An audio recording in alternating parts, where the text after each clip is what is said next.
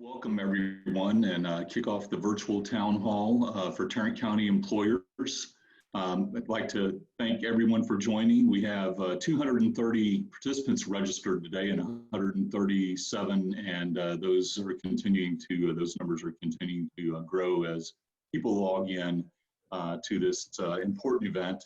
We're thrilled to be with you today. My name is Jon Gustafson. I am the Tarrant County Workforce Development Board Chair with Workforce Solutions for Tarrant County.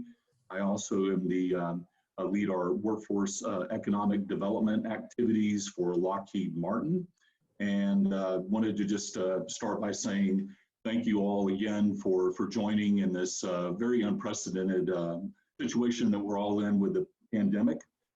We're so very pleased to have representatives from the Texas Workforce Commission, Commissioner Demerson representing the employers who will be speaking to us today, and representatives from the governor's office.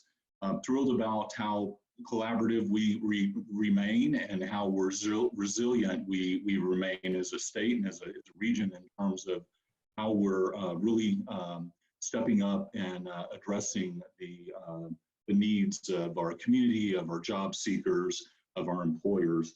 And this is an opportunity to bring the employers together and really, have a dialogue around questions that you may have and some things that we're doing. And before I introduce folks and move on, I'd like to talk a little bit about Lockheed Martin being a key employer in the state and within the aerospace and defense industry.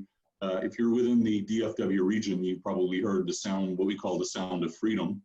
We're keeping our jets flying and, keeping our essential workforce in place.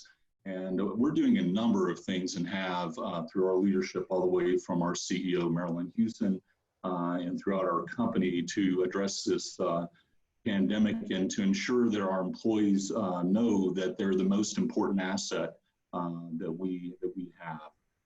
Last week, President Trump issued new federal guidelines, providing a roadmap to reopen the economy.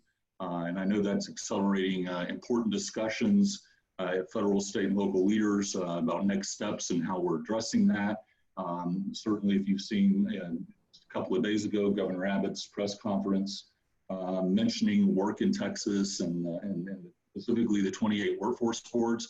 I think that's great that, the Texas Workforce Commission and the entire workforce system is stepping up and addressing the tremendous volumes of needs and requests that are coming in. We've been able to, Lockheed Martin, maintain our operations. We're allowing many different aspects of flexibility to ensure that we're continuing our important mission for our customers.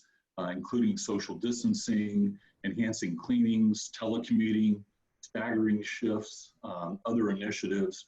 I'd like to just highlight a few of them that are recent. We get communications daily from our CEO through our leadership chain about this pandemic and about our response as a company. We're very proud of our decisive actions that we've been taking and contributions that we're making to COVID-19 relief and recovery efforts around the world. Coordination with our suppliers and government partners, we're helping to save jobs by accelerating payments, more than 50 million to our supply chain, bringing the total of these efforts to more than 200 million to accelerate these payments to our suppliers to keep that continuity going. They're a critical element of our operation. Our products, including the C-130 to C-5, the Electra, we're delivering medical devices, medical crews, and supplies around the world. We're finding ways through our business to provide personnel protective equipment to people who are caring for the sick. Today, as a company, we donated more than 10,000 pieces of PPE, personal protective equipment, to local hospitals. And with our newly started limited PPE to production, we, Space recently produced 2,500 gowns for healthcare workers. So just a few of the things that we're doing in some of our business areas. Rotary Missions and Systems have produced more than 5,000 face shields and internal use as well as external donations. Our facilities are also reaching out to cities and communities across the country to help with vulnerable areas. We're now donating through our facility cafeterias more than 7,000 meals a week to help veterans and homeless and needy families as well. And I know that we're not the only companies that are doing these sorts of things. And so anxious to hear about employers and what questions and maybe sharing of other, other things that employers are doing. One of the things just last week alone, we've helped doctors and nurses on the front lines deliver more than 43,000 meals, 4,300 meals, I'm sorry, to hospitals across 5 different states. And so we're also donating a tremendous amount of money. We pledged 10 million less than 4 weeks ago. We've already committed 10 million of those funds. Recently, we directed $1 million each to the Air Force Aid Society, the Army Emergency Relief Fund, the Navy Marine Corps Relief Society to help military service members, veterans and their families during the crisis. And thrilled about being able to be part of this, of the leadership and stepping up and helping with this unprecedented issue that we're dealing with, that we're all in together. Workforce Solutions for Tarrant County has always strived to provide valuable workforce insights as well as access to information and resources to help Tarrant County businesses to continue to thrive. And now more than ever, our solutions and services are determined to bring employers opportunities that can help them navigate this COVID-19 environment. In this spirit, we've arranged a special virtual town hall meeting and a Q&A session with the Texas Workforce Commission. Again, thank you again, Commissioner Demerson, representing the employers, along with a panel of experts for joining today. Representatives from the governor's office, very much appreciated.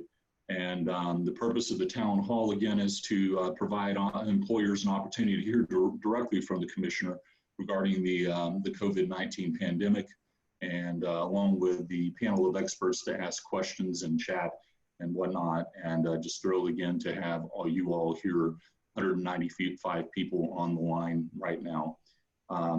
At this point, what I'd like to do is hand this over to Judy McDonald, who is our Executive Director of Workforce Solutions for Tarrant County.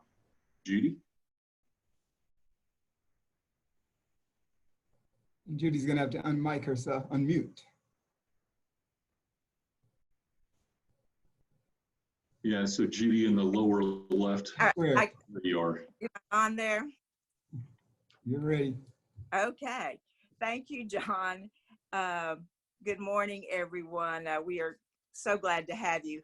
John, hearing you speak, a couple of things come to mind. First of all, thank you for your leadership as our board chair, but also for all you do at Lockheed. You know, just a few years ago, you were our nominee and the winner of the Large Board of the Year, both by the Texas Workforce Commission and the National Association of Workforce Boards.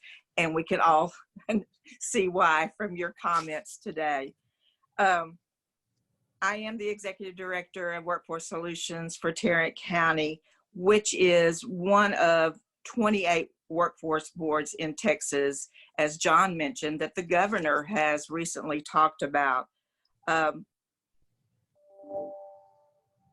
We are here to provide services based on the funding we receive, both at the federal level and some state funding. Today, we're going to talk about the services we provide for employers. We receive these funds and provide services in a variety of areas, but today we are focusing on the employer services. And I'm going to quickly go through a few things because we do want to get to our commissioner and our other panelists, and most importantly, allow you the opportunity to ask questions.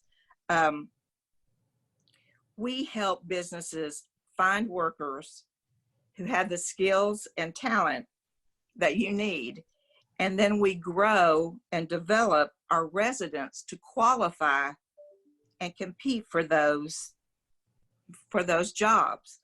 All this is to ensure a healthy local economy.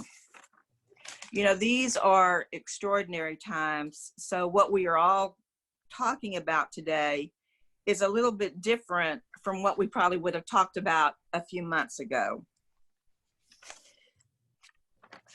For example, more companies are experiencing layoffs, some at a very large number, mass layoffs. We have a group at our office called Rapid Response Team that respond to layoffs and downsizing. They provide companies assistance and also information for the workers to help them before hopefully they actually lose that job, so they can prepare for the change and look for work immediately. We also have right now employers, though, who have job openings. They need employees now. And so we created what we are calling Jobs Now 2020. This was something we could quickly put up on our website to post jobs. Most of them are with essential jobs that companies need immediately. Employers are contacting us about their needs and the positions they need to fill, and then we are contacting companies to tell them that we will be able to provide this service and post these jobs on our website.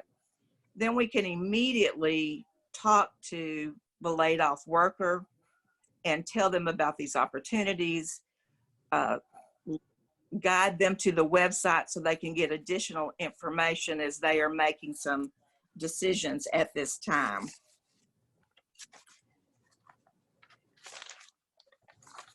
Within, as we prepare, I think, to reopen Texas and Tarrant County, I think we can get to more of our traditional services. Like within the Workforce Solutions, we have a very specialized division tailored to meet employers' needs. Our business services team assists businesses recruit, hire, develop, train, and retain skilled workers. The team can work with you at no cost to provide recruitment and screening services, information on tax incentives, training dollars, labor market information, all within a few weeks of. Also, I was just going to say, in a few weeks, I anticipate that Tarrant County will have some additional dollars from the Texas Workforce Commission that will give us some additional funds to help with disaster recovery and cleanup and provide some assistance to employers that way. And I lost my train of thought there.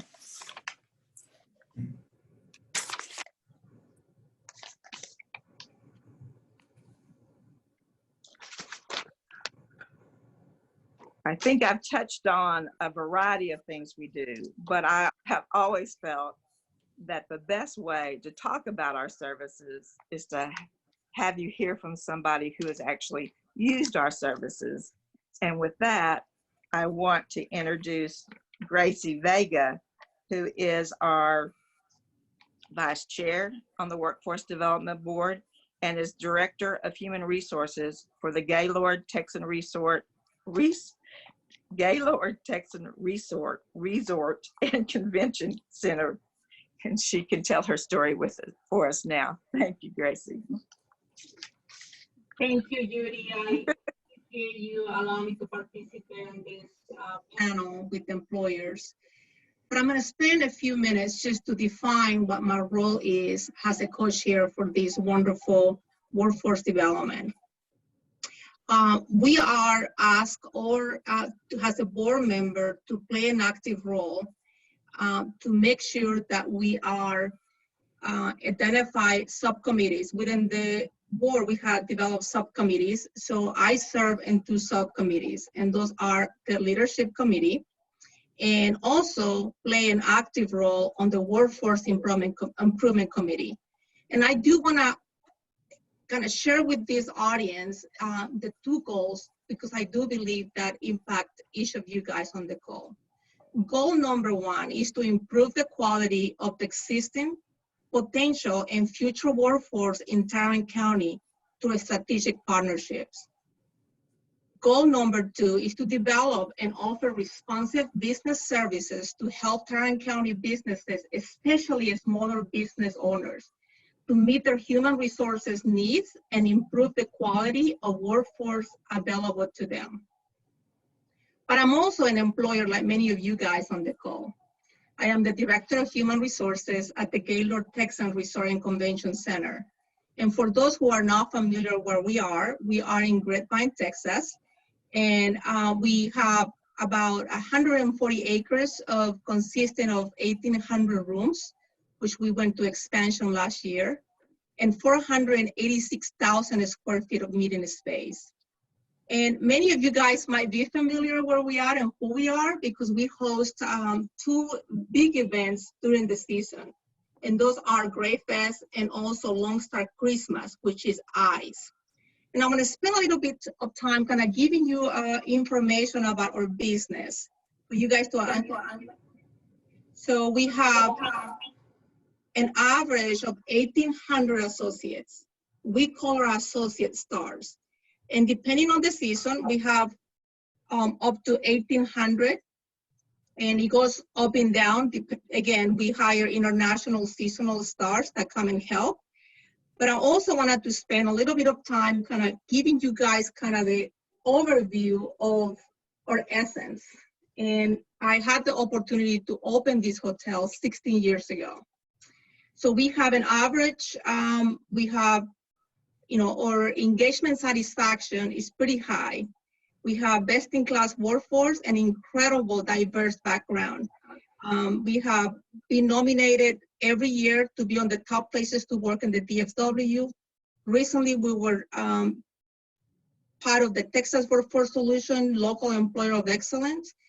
And the reason I'm spending some time going over that is because I'm gonna share my story of how, to me, has been extremely, I would say, a powerful partnership. When I was tasked to open this resort, you can imagine 16 years ago, Grapevine didn't have, we were it at that time. We didn't have any public transportation. We still don't have public transportation, but it was, to me, very challenging to attract people to come and work at a place that didn't have the brand recognition. At that time, we were Gaylord hotels. I mean, people didn't know who Gaylord was. My immediate reaction was to reach out to the local workforce development. And that was 16 years ago. And I remember partnering with the Rapid Response Group, connected with the business service team, and more so, Judy McDonald was able to guide me to the best way for me to be set up for success. So they immediately have a task force that was helping me to create a guidance on creating appealing rate of pay for our employees, and they were able to give me data that I was able to define what would be the best rate to attract the local employees. Not only that, I was introduced to different local business leaders, community leaders, and also nonprofit organizations for them to promote the upcoming opening of the hotel. Needless to say, we were able to hire 1,800 employees. They also provided me with the staff to come and help me from the grand opening. So I continue with my relationship with the local workforce, and I play an active role. I think the success for any business owner is to play an active role as a business leader, but also as a community leader. I just want to give you guys where we are. The Texan made a record $291 million last year. It was a record breaking.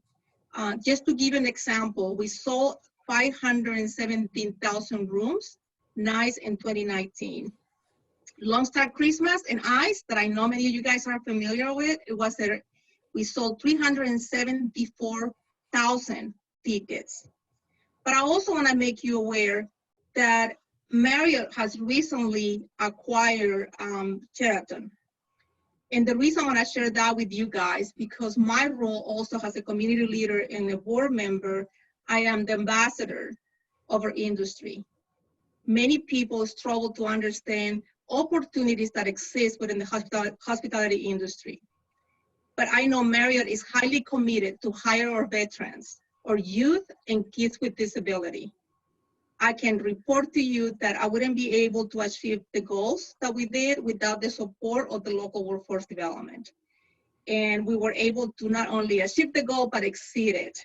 And with that, I just wanted to give my advice to all of the callers that reach out to your local workforce development. You'll be surprised of the resources that you're not even available, that you're not even aware that exist.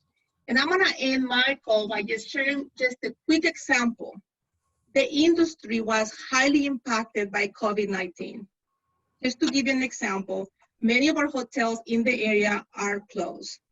At that time, and I'm gonna speak about this property, over 95% of our workforce was put in a temporary leave of absence. And immediately I reached out to the workforce development to guide me through the complexity of the unemployment, how is that gonna work, for me to be able to provide the orientation to our employees. On top of that, we have different level of employees who entry level to executive. Many of our stars work and they lead check by check. So I wanted to make sure that the resources besides the unemployment, and I was able, and I'm gonna hope that you can see it.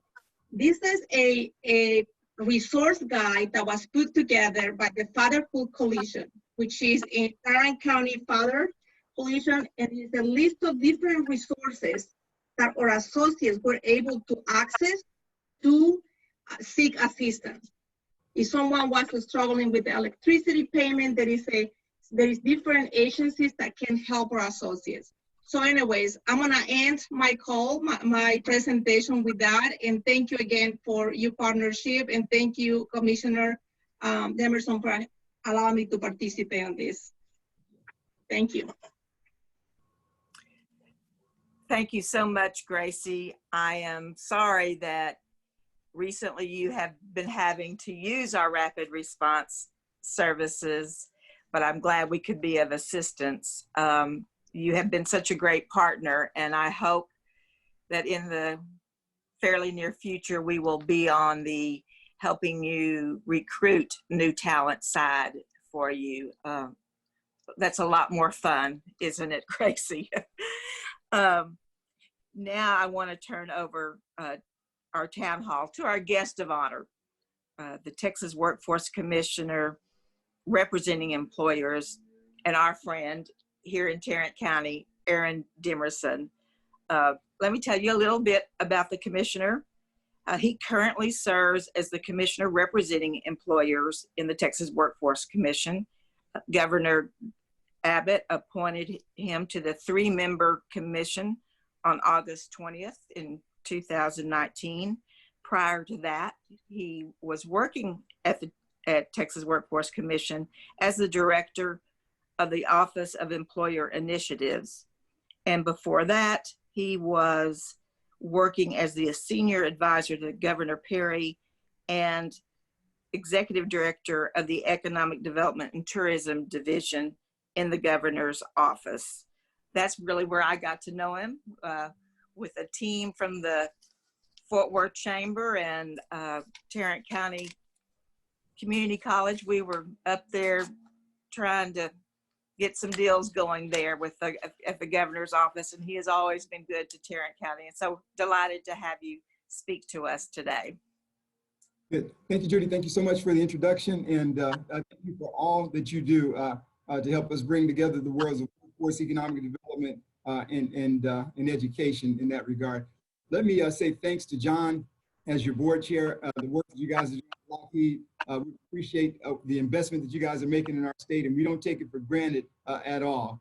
Judy, you have Jon and you have Gracie Vega, who's your vice chair, and that's a dynamic team for that area, for Tarrant County Workforce Solutions. I mean, you got two of the best in that regard. And Judy, Gracie, I look forward to you meeting Adriana Cruz, who's with the governor's office, and Judy, making sure that you guys have those relationships as well. But we appreciate your continued dedication, leadership, and the commitment that you and your board are doing. I enjoy our working relationship and look forward to doing a lot more down the line. To those that are on the call, the Tarrant County Workforce Solutions Office, those are the boots on the ground for everything that you need. It's been, Gracie just talked about some of the aspects that she's used the Workforce Solutions Office with. And so I encourage you guys to tap into that important resources. That's a very important partner for you in that regard. And let me just say on behalf of Governor Abbott and myself, thank you for all that you guys are doing. The employers in our state are very important. You're the ones that are putting our Texans to work, and we appreciate that in a big way, and we appreciate that you just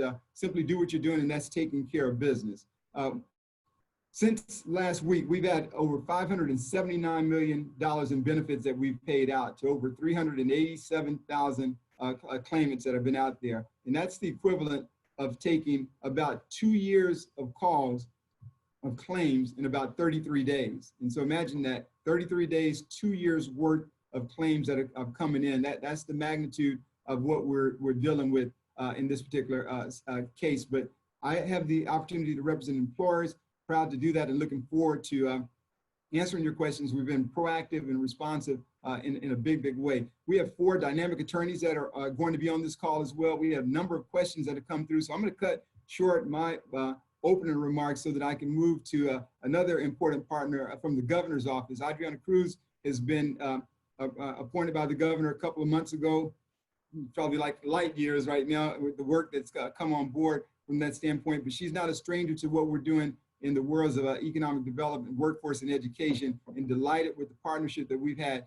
The governor has a couple of strike forces that she'll probably talk about, and as we look at the opportunities, even in these times, you have companies that are laying off, but we have companies that are hiring as well, and so we want to make sure that that's an important component. And last week, or this week actually, Adriana was instrumental in making sure that the governor was aware of what the local folks are doing at the local level, and the press release that went out, and the governor calling attention to the jobs that are available in our state was big. And so Adriana, thank you for what you're doing in regards to bringing that partnership together. And we're gonna have Adriana make some opening remarks, and then we're gonna get to these Q&As. We have a lot of questions that are out here, and we wanna make sure that we're getting that to the members. But to those employers here in Texas, our office is here to help. We're a resource for you, and always available, and we're answering the calls to do that. Adriana, I'll turn it over to you to have some opening remarks.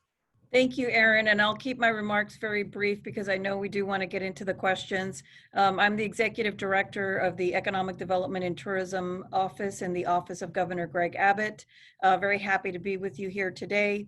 As Aaron said, appointed in October, started the job in December. With us on the call is Kelly Spillane. She is the small business advocate here in the office, and Kelly and her team have been working really hard to get information out into the hands of our Texas employers and our small business owners. Jon, Judy, thank you for organizing this. As Jon mentioned, Governor Abbott did speak this week about employers who are hiring, called attention within each region of the jobs that were available, including those at Lockheed Martin and a couple of other North Texas employers, and also talked about work in Texas, the location where people who are looking for work can go, and called attention to the local workforce development boards where employers can go to find assistance to help find employees, and where employees can go to find assistance to find jobs. Governor Abbott last month requested a disaster declaration from the Small Business Administration so that small business owners could apply for the Economic Injury Disaster Loan Program, and then also the Paycheck Protection Program that came through as part of the CARES Act. I'm sure some people will have questions about that. I've already seen one on Texas-specific data on PPP and EIDL funds have been distributed so far. I'll let you know, in Texas, 134,000 loans were processed. This was as of April 16th, and $28 billion worth of loans. I have seen statistics, as Commissioner Demerson was stating, 2 years worth of claims were processed. As far as the SBA program, 14 years worth of SBA loans were processed in 14 days. So the volume that is coming through these systems is very, very high. And they are trying to process them as quickly as possible. With that, I'm sure that there's a lot of other questions. Kelly and I will be available to answer those that are specific for small business owners and any of these small business programs. But thank you all for everything that you're doing. And with that, I'll turn it over to y'all. All right, good. Thank you, Adriana, and thank you guys for being leaders on this, the strike force task force the governor has for reopening. And so we have Robert Allen with Go Big, Texas Economic Development Corporation, and then Adriana Cruz, who's with us, and then our Secretary of State, Ruth Hughes, who's the former commissioner representing employers in the chair here. And so I'm going to get to the questions that we have so that we can get these going. And I have 4 attorneys: Tommy Simmons, who's on board, Velissa Chapa, who's on board, and Elsa Ramos as well. And Mario Hernandez is actually answering the phone calls. And so the first question, I'm going to bring Tommy into the picture here as we swing around. Tommy's our senior legal counsel on this side. And so the first question says, how will unemployment affect our tax rate that is a direct result of COVID-19? What do you do if you get PPP and the employee is still on? So Elsa, you want to handle that question?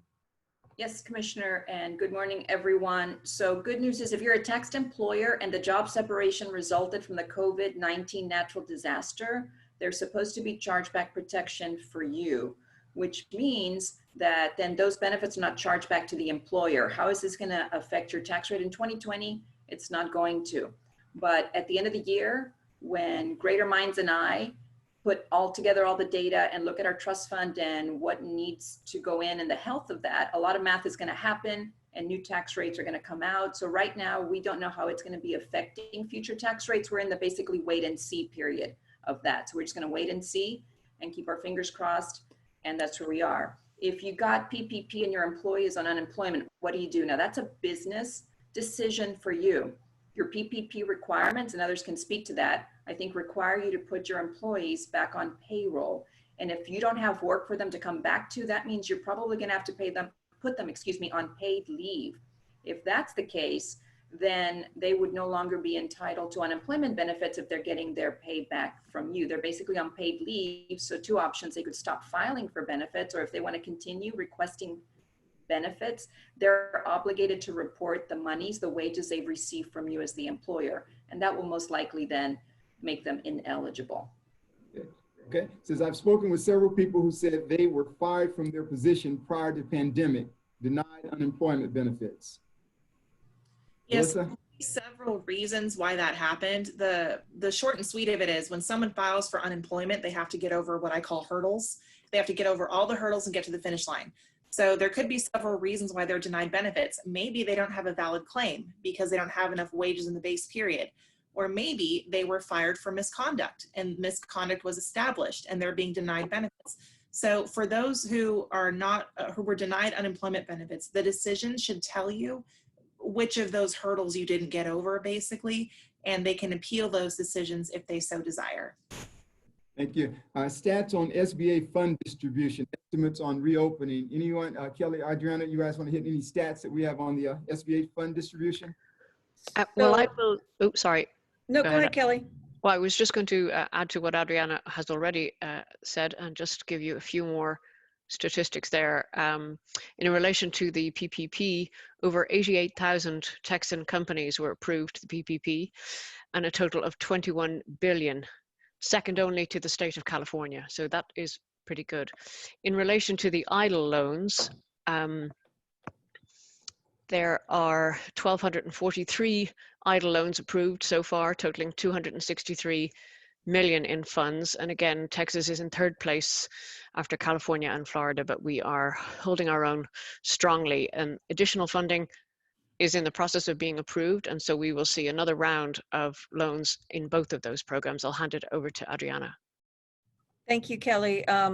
That's correct. The Senate passed the second round or phase 3.5 of the CARES Act, which is another 350 billion, 360 billion in funding for PPP and for EIDL.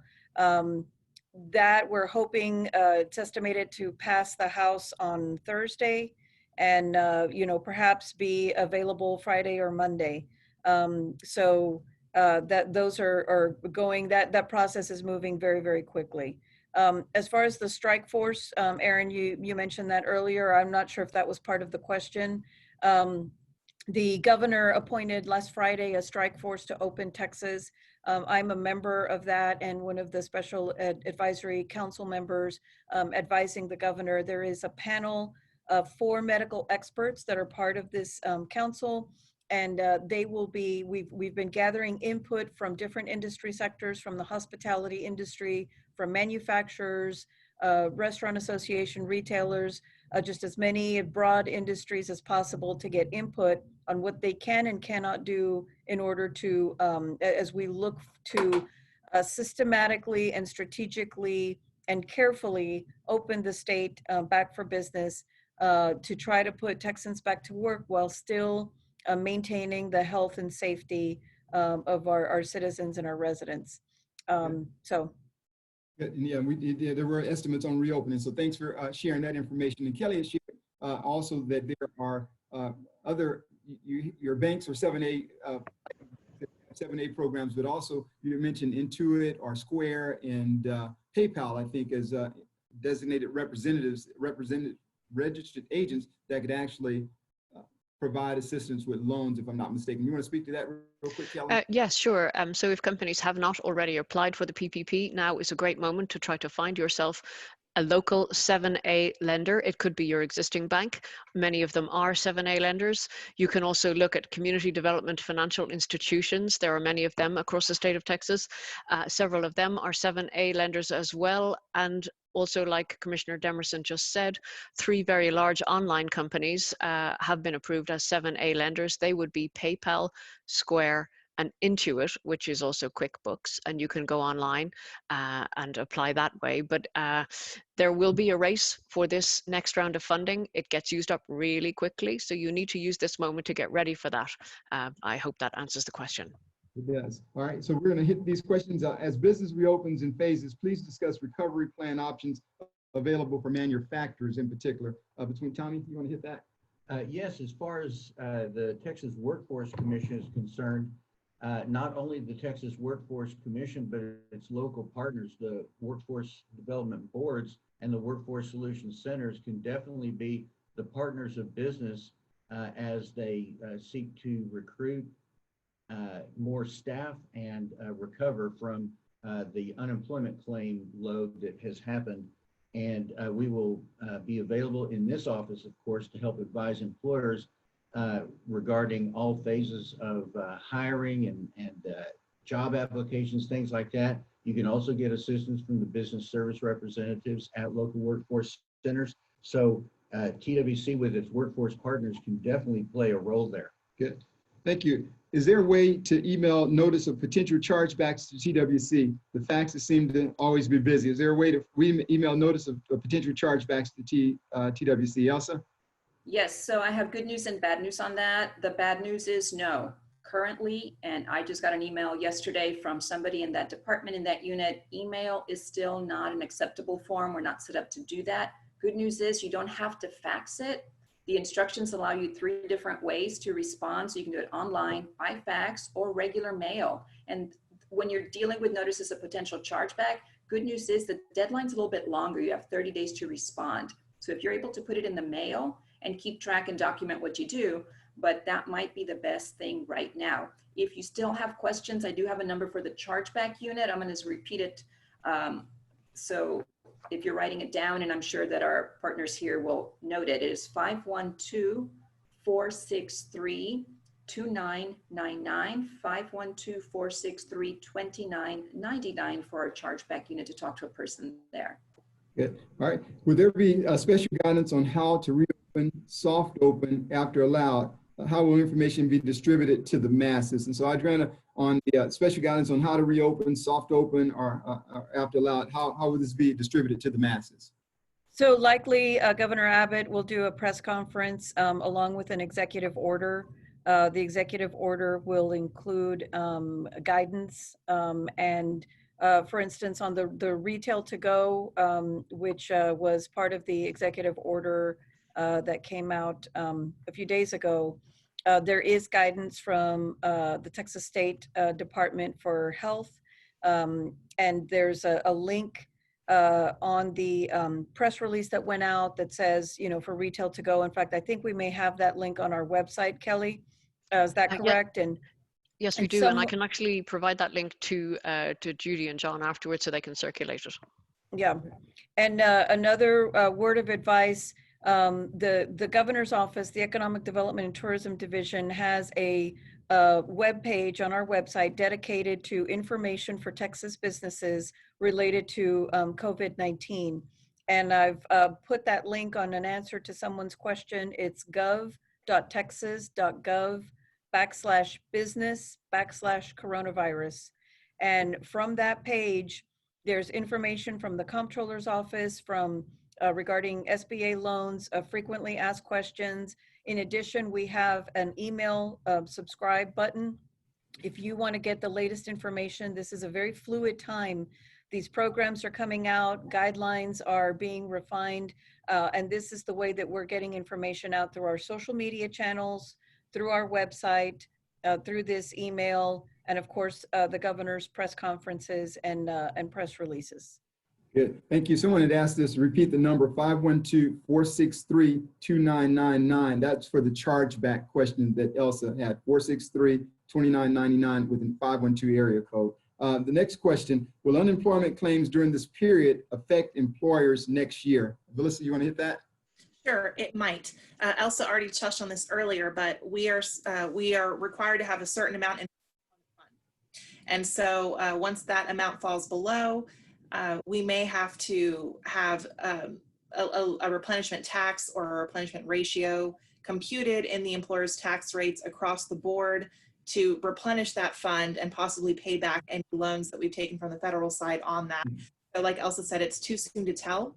We'll have to wait in the next coming months to see how things work out, to see if there will be an impact. And if there is, then employers will be notified of that. But at this time, we just don't have the answer. It's too soon. Okay, so we have a lot of questions or a lot of concern around gig independent contractors and folks, sole proprietors as well. So this question says, what options for benefits for someone if they've been notified that they are not qualified for benefits? And let's just assume this may be a sole proprietor or an independent contractor. So what options are available for them? For me, Commissioner? Elsa, yes.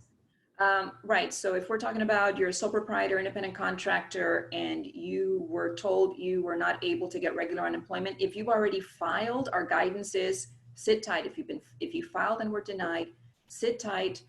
Your claim is being reviewed, and our UI division right now is reviewing hundreds of thousands of cases on that, and they are sending out decisions and monies are getting paid out. So sit tight. If we need more information from you, then we'll reach out to you. But at the minimum, you should be eligible for $207, which is the minimum on the Pandemic Unemployment Assistance, the PUA, available to independent contractors, gig workers, sole proprietors. So $207 plus the $600 under the CARES Act will be added to that as well. It's really important though, please understand that just filing doesn't get the money to you. Filing is one part of it. You still have to make payment requests. And it's my understanding that a lot of these claims are lacking that component. So because you were denied, that's fine. It's getting reviewed, but you should have received filing instructions to make payment requests. So make your payment requests every 2 weeks because you'll only be able to receive the monies that you requested. Thank you, Elsa, for that. Any TWC info we should provide to furloughed employees? Velissa? So there's no requirement that you must give them any information. Can you? Sure. If they're furloughed, which to me is a temporary layoff, you can certainly encourage them to file for unemployment benefits with TWC, and they can take it from there. If you are going to be doing what we call a mass layoff, you can file a mass claim on behalf of your employees with Texas Workforce. And for that, you can go to our Texas Workforce website, type in mass claims into the search box, and find a really good page that explains it all and how to work with it, and you can apply online. But as far as what should you tell them, choice is yours. And you could tell them to file for unemployment. Since a lot of employers know that their accounts won't be charged in this time, they are going above and beyond to help their workers file. So if you want to assist them with that as well, you're welcome to do so. But they do need to file individually if you're not going to be going through a mass claims process. Good. It says current percentage of unemployment. And so Tommy, you want to hit that real quick? Yes, that's a moving target. It's evolving.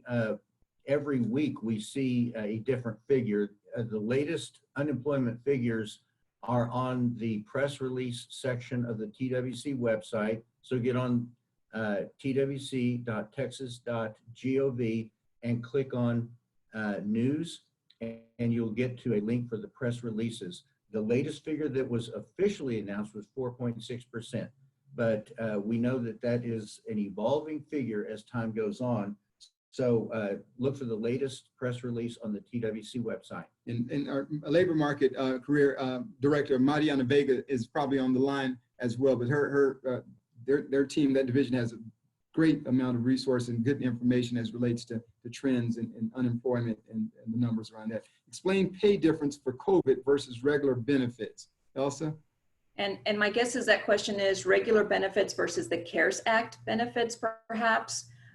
So regular benefits through state unemployment is based on your quote unquote W-2 wages that an employer reports for you, which is why independent contractors and sole proprietors are generally denied at the beginning, because that's the regular unemployment. Your weekly benefit amount there can range from about $62 per week to the cap of $521 a week.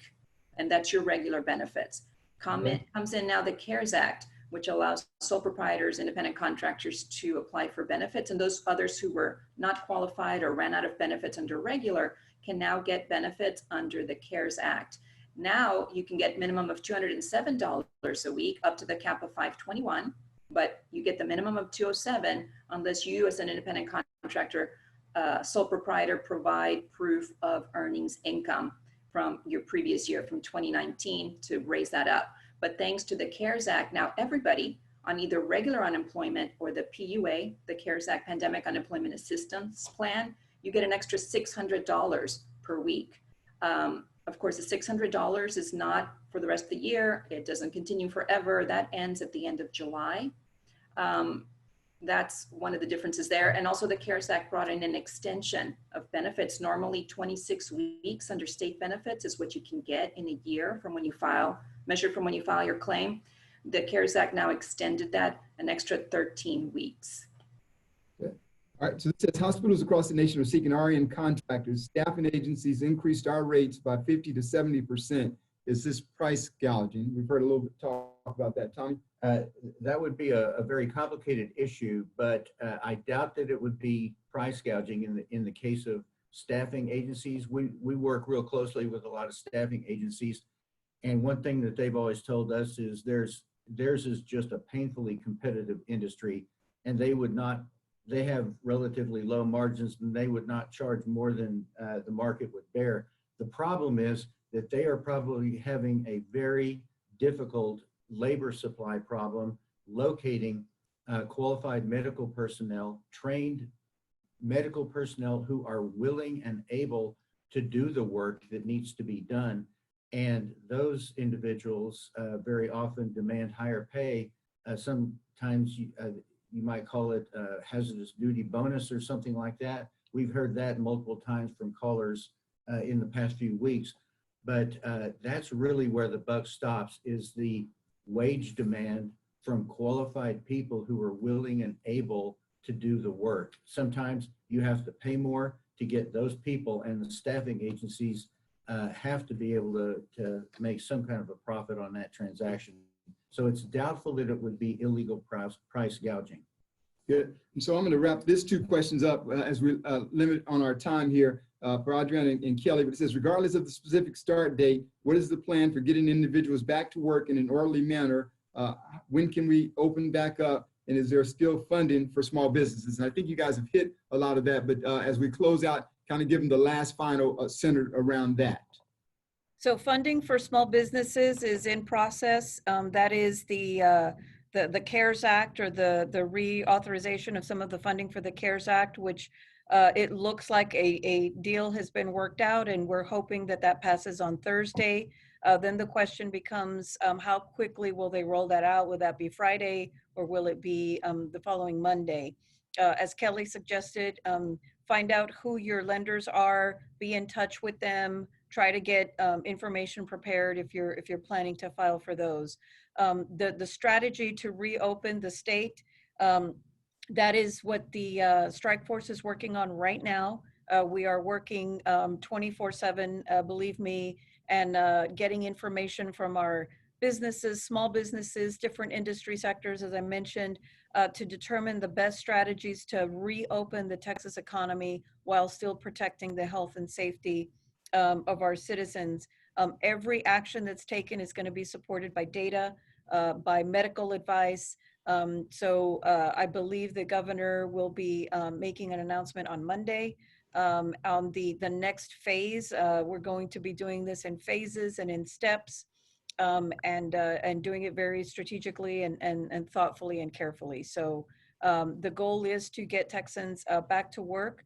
The way to revitalize our economy is to open up, but we just need to do it in a very thoughtful and methodical way. And always says, as we said, safety being at the forefront. So it says, what type of employee do you think will be in demand since engagements may go virtual? And so I'm going to have that question. Judy, we're going to get that answer to you. I'll engage our labor market team, Mariana and that team to talk about that. And a lot of the questions that are sent, we'll make sure that we're getting answers to those questions as we have about 8 minutes. Another question, how can higher education institutions help in meeting workforce demands post-COVID? If Dale is on the line, I'll let Dale kind of hit to some of the things that they're talking about. Dale, are you there? And if Dale's not there, I don't know if Emily's on the line.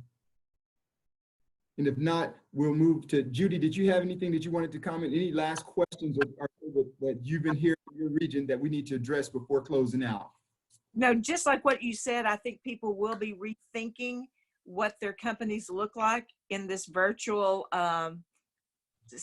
situation, and their job postings may look different, and we will be working with them on those. And I think the type of customer we'll be looking for will be different, and we're actually preparing more in the IT area, hoping to accommodate those needs.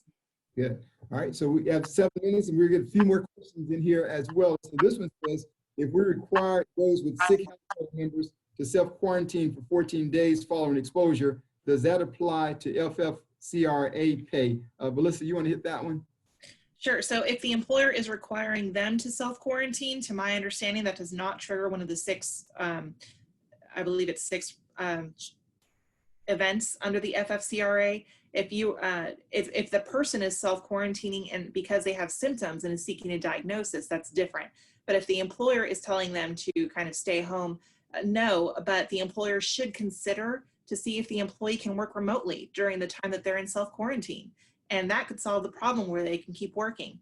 If not, then if there's PTO available, the employer may want to go ahead and pay that out so that the employee can still have some kind of money coming in. But again, I don't believe that that's one of the qualifying events to trigger payment under the FFCRA. Elsa, if an employee is confirmed to have COVID-19, what guidelines should be used to quarantine other at-risk employees? So follow the CDC guidelines is the best that we can give you right now. You under OSHA have an obligation to protect all of your employees, whether you're in a high danger occupation or not. So that's a duty for you. So if you have one of your employees who was positive or has COVID, use what you need to do to make sure that that employee gets the time off to get better, but at the same time to be able then to protect the employees that you have. So I would say go to the CDC website and follow their guidelines for keeping your employees safe. Tommy, what are other employers doing to navigate through CV-19? Anything that you've seen in that regard? They're being very mindful to use the resources from the CDC and from the Texas State Department of Health Services and also OSHA. Every one of those agencies have excellent resource guides for employers in maintaining safe and healthy and sanitary workplaces that are consistent with all of the health professional guidelines. And that will also help, of course, in attracting employees to come back to work once business is able to reopen. So they are definitely taking advantage of those resources.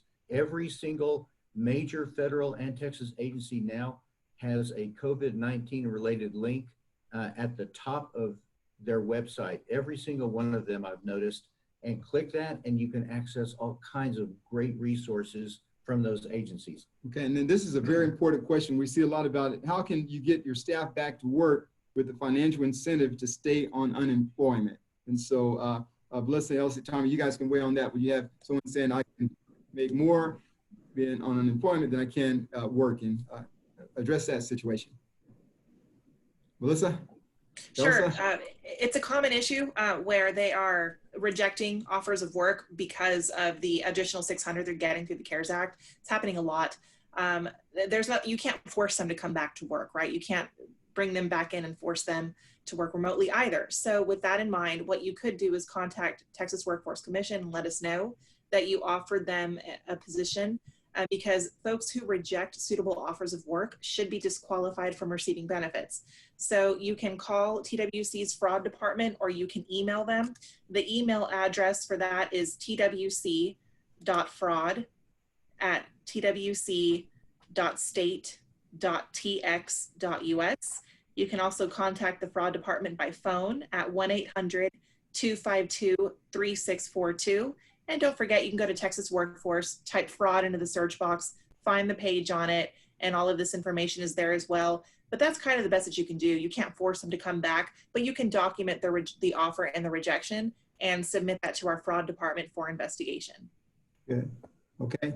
And it says when federal pandemic assistance application will be available for gig workers. I think we've answered that question as well. Judy, we have 3 more minutes, and it seems like we have a number of questions that we're going to get to that have been submitted to us, and we'll get you guys answers to those questions. But if we need to do this again, you guys let us know, because a lot of good questions, and we like to make sure that we get those answers to those Texas employers. We'll turn it back over to you with the 2 minutes.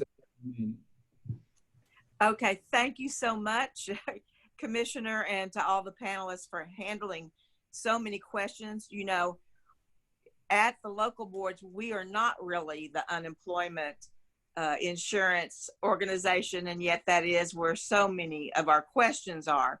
You know, we try to help, like I talked about, like with the rapid response team on the mass layoff, to assist in the paperwork and the things that need to be done with your office, but we're not the ones who are making the decision on whether someone qualifies or not. So we usually tell them, please apply for unemployment insurance. But we will also be working on the other end, trying to put them back to work and take them off unemployment insurance at some point. If your question did not get answered, please send them to communications@workforcesolutions.net and we will get them answered. That email was on your confirmation information for this town hall. A copy of this video will be on our website. And again, thank you to everyone. Thank you, Commissioner. I keep wanting to say, have a safe drive back to Austin, but I guess it's just, hey, enjoy the rest of your day. All right. Judy, thank you guys for what you're doing to these Texas employers. We appreciate all that they're doing. Our office is open and available and ready for them. Adriana, expresses the same. Adriana, in closing remarks there. Jon, you mentioned the partnership. This is a strong partnership between Texas Workforce Commission, the Office of the Governor, the local boards, the economic development organizations. We are all in this together. We are all here to help you, the Texas employers and Texas businesses. So if there's anything that we can do, don't hesitate to reach out to our office. And we're Texans. We have been through challenges before. We are going to get through this, and we're going to get through it together. Yeah. Thank you, Elsa, Velissa, Mario, and Tommy. Thank you, guys. All right, Judy, we'll see you next time. Thank you. Thanks, y'all.